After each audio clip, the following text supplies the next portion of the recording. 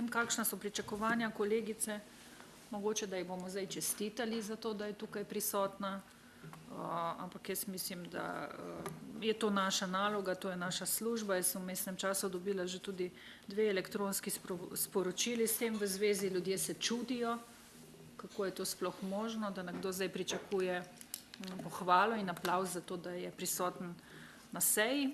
Žal pa danes ni dovolj biti prisoten na tej seji, ne. Žal poslanci ne delujemo na tak način oziroma učinka od našega dela ni, če smo zgolj prisotni. Mi potrebujemo danes glasove. In to, da govorite, kako podpirate te moralne in etične standarde, ki ste jih mimogrede, kot je povedala že kolegica Nataša, svojo razpravo v to razpravo vnesli vi sami.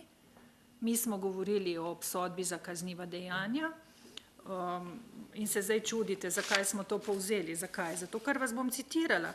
Vi ste v svoji razpravi rekli, da potem ne bi smeli biti politiki niti tisti, ki lažejo, ki grozijo, ki politizirajo, ki ignorirajo potrebe ljudi. To je vaš citat vaše razprave. In jaz sem pač na to odgovorila v smislu, da to ni primerljivo z obsodbo za hujšo kaznivo dejanje, kar se verjetno strinjava.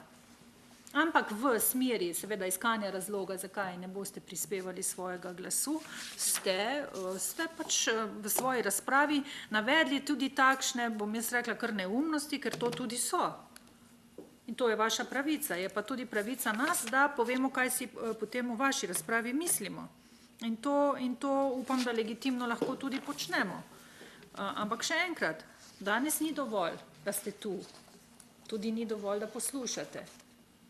Danes morate z dejanjem, to je z glasovanjem, pokazati, da tisto, kar ves čas govorite, tudi resno mislite.